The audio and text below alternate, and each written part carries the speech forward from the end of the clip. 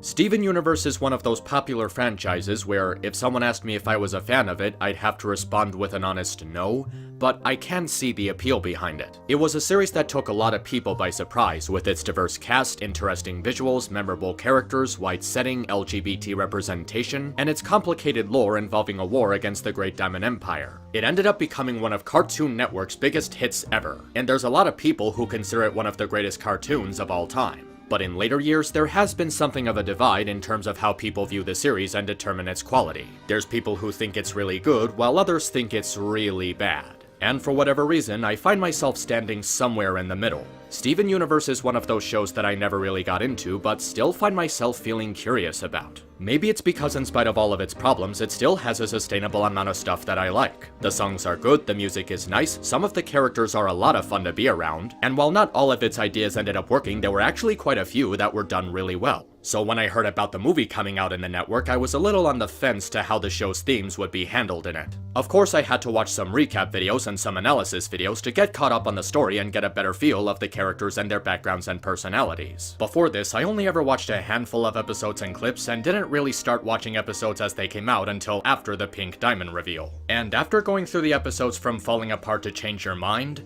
yeah, I think there might have been a reason why I didn't really get into this show. I'll admit in hindsight that the Rose was Pink Diamond reveal and the episodes that followed it were probably not the best way to get into the show. But because the series was so far into its story at that point, and there were way too many filler episodes in between the actually important ones, it would have been impossible for me to catch up on the series by watching episodes back to back. But now I've caught up with about as much as I think I can with the series, and I tuned in to see how the movie played out. I do believe that the story taking place in a time skip 2 years after the events of Season 5 does work in its favor. The 5th season has a lot of huge events in it, and it also acts as the closing to the series' main conflict. With this time skip, we can see how the characters are adjusting to life after resolving the core conflict and trying to maintain the peace that they established. It makes for some interesting new settings, seeing how the passage of time has affected Beach City and how the characters have grown both physically and mentally. With this being Steven Universe, there's obviously going to be some songs in the film. But this is a movie with a longer runtime, so why not make the movie into a musical, with a whole bunch of songs to fill in the runtime? And I feel like this is where the songs come across as a double-edged sword. They're nice songs with good performances and music, but there's way too many of them. There's a total of 16 songs in this movie. 16 songs! I don't think the average Disney movie has that many. And in some cases, there's a song that plays immediately after another song is finished. On top of that, the songs take up about 40 minutes of the movie. That's like a third of the film. And it wouldn't be so bad if it didn't affect the pacing of the story so much. It feels like some of them were put in the movie just to pad out its runtime, like Peridot's exposition on the gems, or Business, Lapis, and Peridot restoring Steven's morale. These feel like things that could have been done with basic dialogue instead of dragging it out for 3 minutes. Because of this, some of the songs come across as unneeded filler as opposed to contributing to the story. And it's especially harmful to musicals where a good chunk of the movie's quality is dependent on how the songs are presented. Maybe some of these more unneeded songs could have been cut out or reworked into a scene in the story to help move the plot along better, to help the pacing feel more smooth and consistent. Though that's not to say that all of the songs are like this, because when they work, they actually really work. I like how Happily Ever After works as a sentimental recap showing how far Steven has come and how much he's grown, from a goofy and silly child to a strong, independent hero. It also shows how the gems have taken past experiences in mind and used them to move forward and become stronger. And it makes for a good recap if you didn't catch up on certain events in the show. I also really love how active and energetic the villain song is. Other Friends is really catchy, with its demented energy and having a lot of fun with just how out of place the other gems feel with Spinel's movements and design. And that one line where she says "I'm the loser of the game you didn't even know you were playing" has a really deep meaning to it considering what happens later in the film, where she gave up on the game of being left in the garden while Steven didn't know how long she was abandoned. It's also really telling just how much of Spinel's design was inspired by the rubber hose animation style. And not only does it make the song more fun to watch, but it also acts as a great presentation, combining a classy wacky style with modern animation standards. I like how no matter what works as a silly and upbeat representation of Steven and Amethyst's sibling relationship. Having her be the first one to regain her memories has a nice sentiment to it, showing how close they are as brother and sister. And it's also pretty smart the way he gets her to remember is by reteaching her all the things she taught him. I also really like how the final battle song Change has a pretty nice message to it, working off the tension of the situation while teaching the audience how change is up to the responsibility of the individual. It's pretty well woven into Spinell's character and even works as a reflection of how Steven got his realization to get his powers back. Even little things like Independent Together visually capturing Pearl's entire story, or Disobedient showing how hurt Amethyst felt when she had to resort to shifting to Rose's form, have some pretty nice weight to them. My favorite song would probably have to be Drift Away, as it manages to present all of the details of Spinell's character in one go.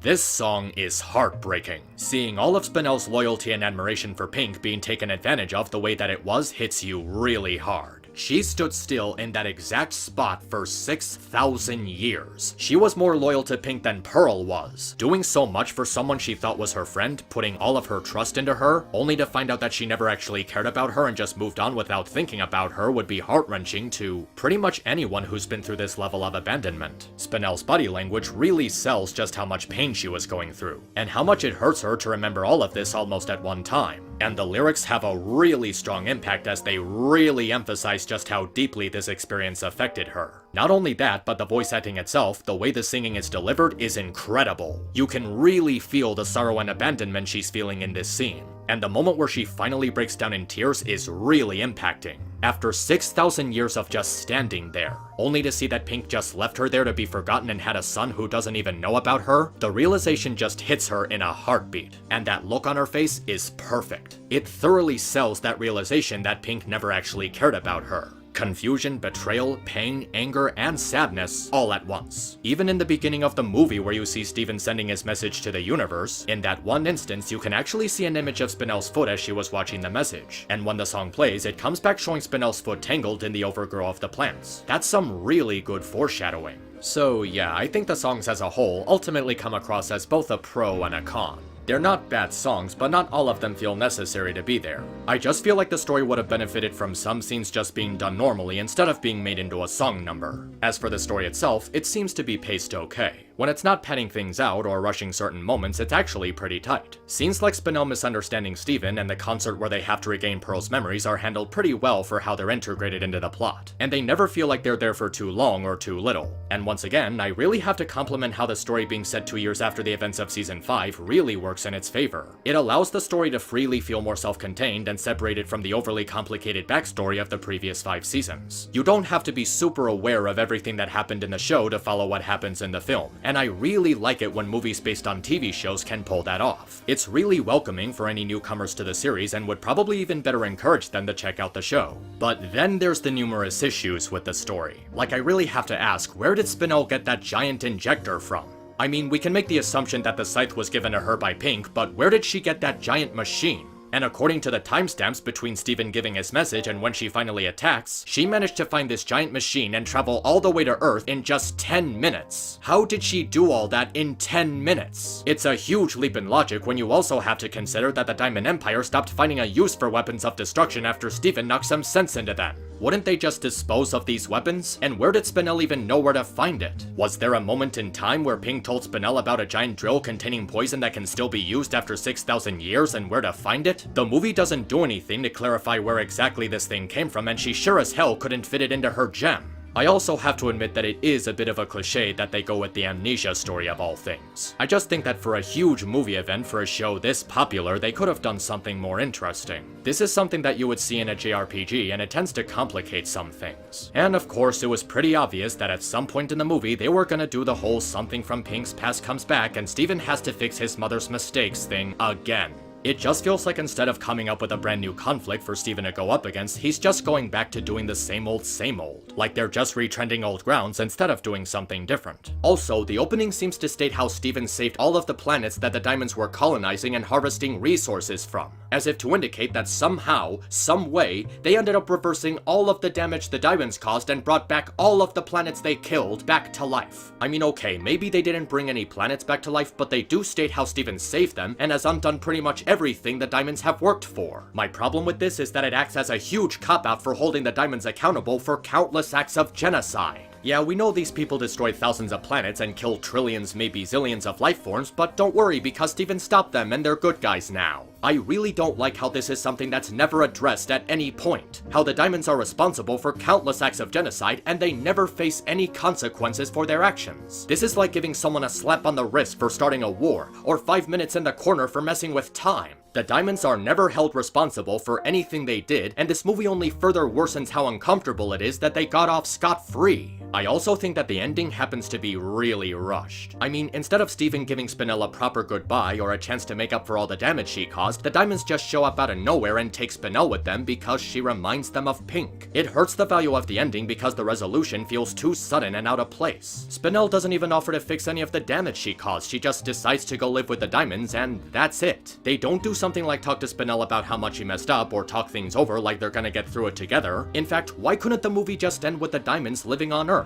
Not only would this have built anticipation for season 6, but it also would have given them a chance for character development. Like have White Diamond spend time with lower life forms and learn to better see them as equals. And this probably just might be a me thing, but how the hell does a fusion between Greg and Steven result in a four-armed Elvis on steroids? It just doesn't add up to me. It's the same problem I have with the Stevani fusion, it just doesn't look like a proper fusion between Steven and Connie. I mean, it makes more sense if it's a fusion involving one of the gems because they're mystical creatures with magic powers, but with Greg and Steven, it's just two humans. And even if Steven is half diamond, he's still technically human. And wait a minute, if the Steven-Greg fusion can have 4 arms, why doesn't Stevani have 4 arms? Maybe this is supposed to be some kind of representation of Steven's relationship with his dad and how the two see themselves when they're together, but I just don't see how a fusion between a middle-aged fat guy and a generic-looking teenager would result in, well, this. But the biggest problem in the movie, at least to me, was how very poorly Steven handled the situation with Spinel. I mean, you could make the argument that he was prioritizing and helping his friends and family, but didn't Spinel just become one of his new friends or part of his family? He literally just said in the previous scene that she could start over on Earth with him, make new friends and start a new life. But now he's acting like that previous scene didn't have that much meaning to it. Some might say that Steven was pressed for time because the stakes were so high, but they just had Spinel disable the injector and stop the poison. The high stakes of the situation was literally gone at that point. The way he starts to dismiss Spinel like this just feels really bad for his character. Only seconds after stopping the injector, he sort of forgets about her and focuses on trying to get his happily ever after back. Almost as if he was just using her for a one-time thing before just moving on to something else. He just learned about Spinel's abandonment issues and what she's been through, so he should have known better than to leave her hanging like that. And he also kept the memory erasing scythe around, which only made the situation worse. Why was Steven still holding on to that thing? He said he had nowhere else to put it because he lost his ability to store things in Lion's Mane, but that doesn't make any sense. He showed it to Bismuth, who clearly knew more about the scythe than he did. Why didn't he leave the scythe with Bismuth, who for all we know would have a better idea of how to dispose of it? Steven already knew about how dangerous it was and how it clearly went against the gem's moral code for dealing with enemies. And on top of that, he uses an extremely poor choice of words with Spinel. He promised her a friend in the previous scene, but now he's asking her to forget everything that happened. And not to mention, he also said a sort of, well yeah, I only did need you to do what I wanted, almost as if he was only thinking of himself. Instead of saying we should just forget this ever happened, he should say something like trying to move on together. Or why didn't he do something like he did with Lapis and Peridot? Say something to validate their presence with the crystal gems. But nope, he just says that we should just forget everything happened without thinking about how it would affect her. I really hate to say it, but in this moment, it really feels like Steven was taking after Pink. He was being selfish and using someone for his own gain without considering their feelings, then forgetting about them. It makes Steven look really careless and inconsiderate, which is really inconsistent with his character. He should have gotten rid of the scythe in the first place, and he should have done a better job considering Spinel's feelings. But let's get into the thing that I know you're waiting for me to start talking about. The scene where Pink Diamond leaves Spinel to rest away on a desert rock in the middle of space. You know, from what I heard, Rebecca once said that Steven Universe doesn't actually have a villain. But after this scene, I am thoroughly convinced that Pink Diamond is the true villain of the series. It's honestly really telling about how messed up Pink was that I actually believe that out of all of the horrible things she's done, this was the absolute worst. If you didn't hate her before this scene, you certainly will after. So apparently all those fun times she had with Spinel didn't actually matter to her because all she really wanted was her stupid colony like the overprivileged brat she was. And when she got that, she just dismissed Spinel like she was nothing, taking all of the emotions of someone who thought of her as a friend and tossing them like garbage. On top of that, Pink had absolutely no reason to leave her there.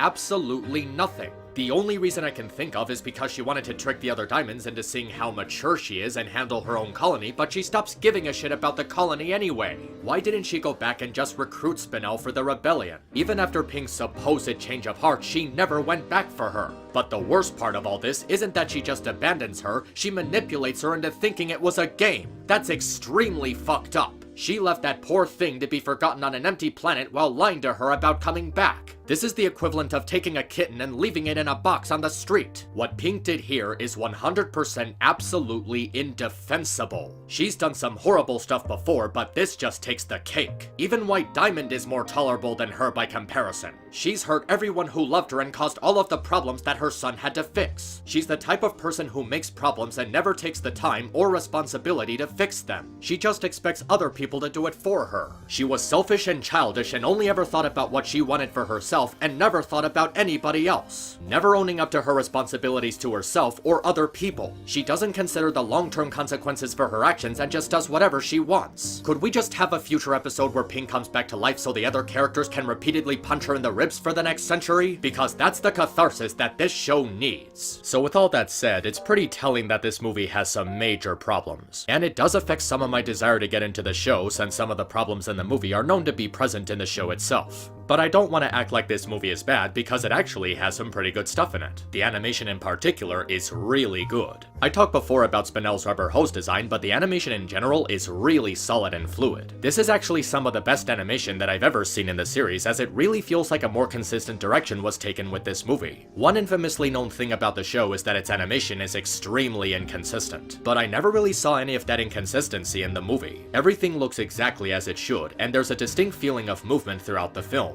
The dancing and fighting is very well choreographed, and it just has a much more pleasant and satisfying tone than the average episode. Obviously more work was put into it with its higher budget, but even outside of the amount of money put into it, it just looks really neat. Maybe they can learn from some of the techniques of the film and hopefully improve the animation quality in season 6. Finally, I really want to talk about the character highlights in this movie because there's quite a lot of good ones. I do think that Bismuth, Lapis, and Peridot did a pretty good supporting role in the film. Some people might have expected them to do more, but for the story they were telling, it was more suitable for them to be on the side. We still get to see how much Steven and Bismuth's relationship has improved over time, with the two patching up their differences and holding each other up when the other feels discouraged. I also really appreciate that Lapis is less of a bitter edgelord and more of a snarky geek like Peridot. Now she's actually fun to be around as opposed to moping and getting irritated by the other characters. And Peridot has some really nice dialogue, like some of the best in the whole movie. One of my favorite things in the movie is actually Ruby and Sapphire's relationship during the reset, and how it's rekindled during the hijinks. It's really adorable to see these two fall in love all over again, and it's a pretty interesting role reversal of how their relationship started, like a princess protecting her bodyguard. It's really meaningful to see how, in spite of their memories being erased, that their feelings for each other still run strong. In fact, having Sapphire be the one to save Ruby this time actually makes the moment much more meaningful. When Ruby saved Sapphire, she defied fate without knowing exactly what was going to happen. But here, Sapphire knew this was unavoidable but still took a leap of faith, going against a future she thought couldn't be changed to save Ruby. It's a heartwarming moment that shows how their love really works both ways. I also like how Greg actually has an appropriate reaction to Pearl's constant servitude towards him. Unlike in the show, where Pearl's servitude towards Pink was treated as charming and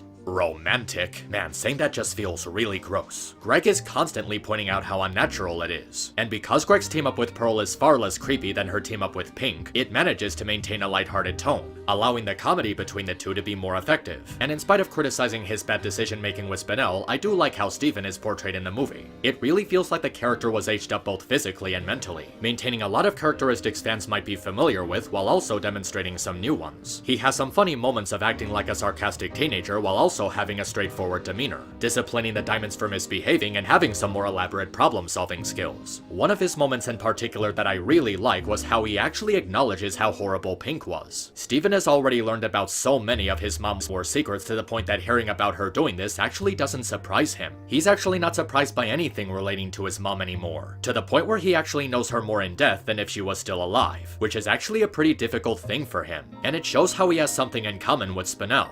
They both spent so much of their time idolizing Pink, thinking she was a great friend and an honorable person until they learned about the truth. And the resolution he has to getting his powers back I thought was a pretty good turning point. He's practically reliving every major thing that happened to him in the series to the point that he's confused and distraught that there's nothing left for him to recollect. But then he remembered the thing that truly made him who he was. A boy who carved out his own path instead of following his mother's. He got so distracted by his happily ever after that he forgot how his story actually started and how it progressed. He remembered that in spite of his mom's legacy, he was his own person all along. The only thing he ever inhabited from Pink was her powers, but the things that truly make Steven who he is, his kindness, good nature, honesty, and compassion, these were things he developed all his own. He's a hero entirely of his own right, not because he was inheriting the duty of the crystal gems. That was the piece that he was missing. Realizing that he was able to make changes for himself and use the knowledge that he gained from all of these experiences and grow as an individual. This was actually a pretty nice arc for Steven to go through, and it fits pretty well with this more self-contained storyline.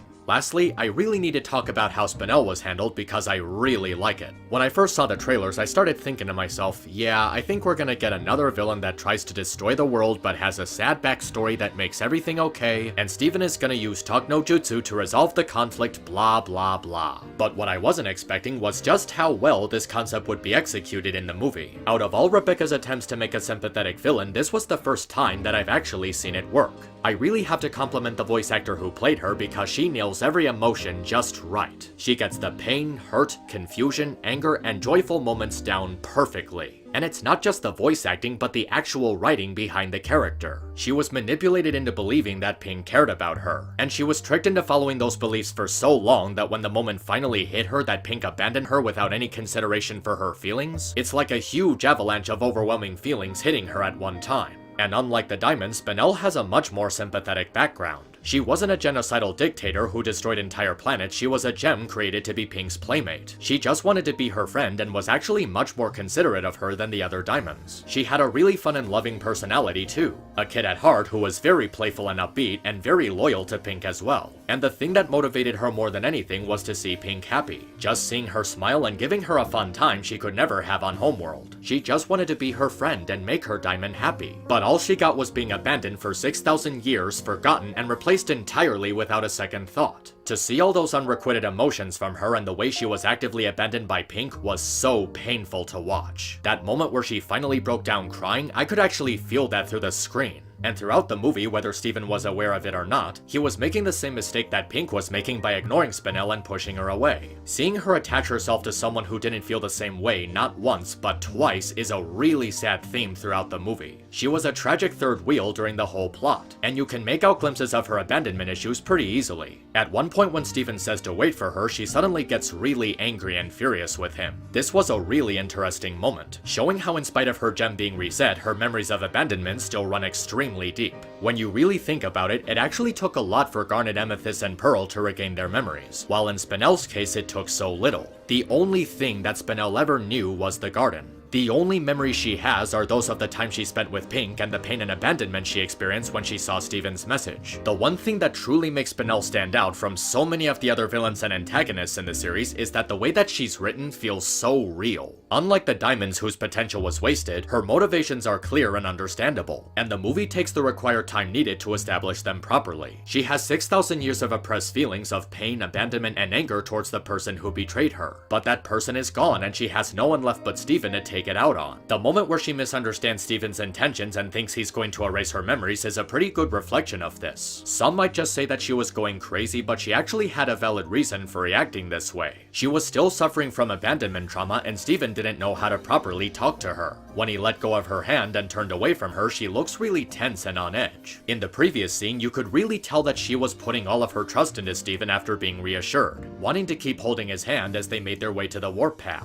But as soon as he goes back to wanting his happily ever after, he just wants to forget about the whole ordeal while ignoring signs of Spinel's feelings. The way she reacts to the scythe has so much fear and confusion behind it that it makes sense for her to feel betrayed twice. And then when she says I don't want to play anymore, she's referring to being used like a toy by Pink and Steven. She was tired of being manipulated and played with, and she was finished with how they treated her. She really hated that Steven was just making the same mistakes and wanted to avoid being manipulated again. But then when she finally breaks down in front of Steven, the way she chooses her words and exactly what those words mean, it's a real punch to the gut. After all those years of abandonment and solitude, she was really in shambles. This moment just shows just how really vulnerable she is, letting all of her pain out with such a soft-spoken voice. And after all that, she's given another chance to start over with the diamonds. People who will actually give her the love and attention she deserves. The way she says "I'll love again" just feels really peaceful and reassuring, and it feels like Spinella's finally found a place to belong. Spinella's actually gotten a lot of people talking about this movie, and I really can't blame them. She was such a well-rounded character with a really satisfying character arc, and she was a villain with a motivation that actually made sense with a situation that was understandable and sympathetic. She's definitely the best part of the movie, and has even become one of my favorite characters in the show. She was just such a fun character and really helped to make this movie worth watching. If there was anything else I wanted to comment on, I think it would have to be how some might view the Diamonds adopting Spinel. I don't think they were trying to replace Pink as much as they were making an effort to set things right. When they wanted Steven to live with them, they wanted to make up for neglecting Pink. And when they saw Spinel showing a resemblance of Pink, they saw this as a second chance to be a better family to her. And in spite of her damaged past, they were still willing to learn to love her. They want to show how, unlike Pink, they weren't going to abandon her just because she was some random gem. This scene shows how the Diamonds were ready to move on and try to start over, and their willingness to give Spinel a better life is a first step to that fresh start. Granted, it doesn't make the ending feel any less rushed, but it's still a nice thought to have on the situation. So with all that said, what exactly do I think of Steven Universe the movie? Well, to be fully honest, and I don't know if I'll get any hate for this considering how big and dedicated the show's fandom is, but I ultimately thought the movie was just okay. It wasn't bad, but it was still lacking in some areas. There's a number of problems in the movie, some of them really strong, and they do kind of remind me of why I'm not really a fan of the show. But even then, it still has a lot of nice qualities to it. Will I watch it again sometime? Well, I might, but it's not one of those movies that I'll be watching over and over again. If you're a fan of the show, I can probably see this movie giving you exactly what you'd like to see. As for people who aren't a fan of the show or just starting to get into it, I think it ultimately depends on the individual and how they perceive the story and characters. I can't say for sure that this movie has gotten me hooked into the show, but I can see it sparking people's interest in checking it out. I suppose you can check out the trailers or some clips on YouTube to see if it's something that's up your alley, but considering the huge amount of views they already got, chances are you probably already have. With that said, thanks for checking out my review. I appreciate that you took the time to listen to what I had to say, and I hope it was satisfying enough. If you liked what you saw here, feel free to check out my Patreon and lend me your support. And if you want, you could also subscribe to my channel if you want to stay updated on future projects. Thanks again for watching, and have a nice day. This is Map, signing out.